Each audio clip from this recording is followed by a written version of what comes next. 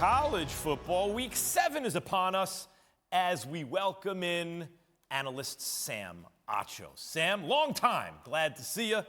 Number 4, Oklahoma hosting TCU on Saturday, but head coach Lincoln Riley has not announced whether Spencer Rattler or freshman Caleb Williams will be starting at quarterback. Sam, how would you handle this situation? Well, this is such a tough situation, right? An OU student news reporter was spying on the campus in the practice and saw that Caleb Williams got the number 1 reps. The only issue is Caleb Williams is a true freshman. Spencer Rattler has experience. And so if you start Caleb Williams and he's your guy moving forward, then what happens with Spencer Rattler? We all saw what happened last year. Spencer Rattler, he struggled early in the season. He got benched last year against Texas. He came back and went on a tear. This year, struggled early in the season, got benched against Texas, but now Caleb Williams is going on a tear. If I am Lincoln Riley, yes, I do start Caleb Williams, but I still make sure that Spencer Rattler knows that we still need him. We saw on that 2-point conversion, Spencer Rattler came in. That was the only play in the second half. It was a big play, but I can't afford losing Spencer Rattler for the season. So if I'm Lincoln Riley, I make sure Spencer Rattler's happy, but I still got to get my win and get my win right now.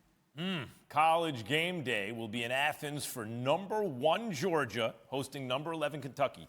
What are you excited to watch in this matchup?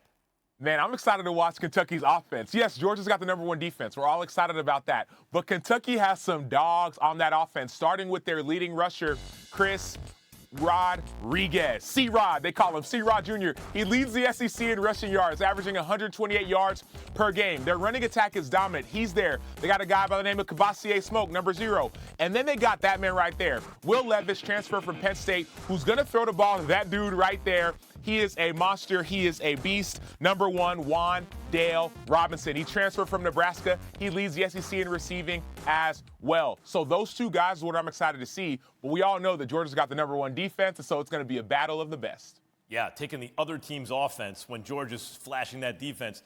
Acho, David Pollack, on this show yesterday, said that this Georgia defense has the chance to be the greatest, not only in the history of Georgia football, and he would know something about that, but in the history of college football. The history of college football.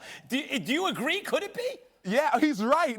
He's totally right. And trust me, I've played defense too, so I get it. The difference between this Georgia team and all the other defenses that we've seen is that they play as a unit. They play as a family. I played 4 years in college at Texas. I played 9 years in the NFL. I played on a couple number 1 defenses. Right in 2018, Chicago Bears number 1 defense. So one thing that we did is we always played as a family, as a unit. We would go to each other's houses. We would go do dinners together. Every Thursday night we were together.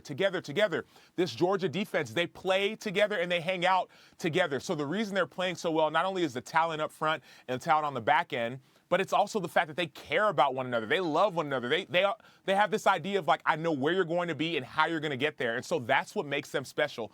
Talent, but also love for each other. Also, Cincinnati, number 3, hosts UCF this weekend, and everyone's kind of giving them their credit in the rankings. No one really thinks they're that good. I don't know. I think they're pretty good. What a college football Saturday lineup. Thanks for watching ESPN on YouTube. For live streaming sports and premium content, subscribe to ESPN+.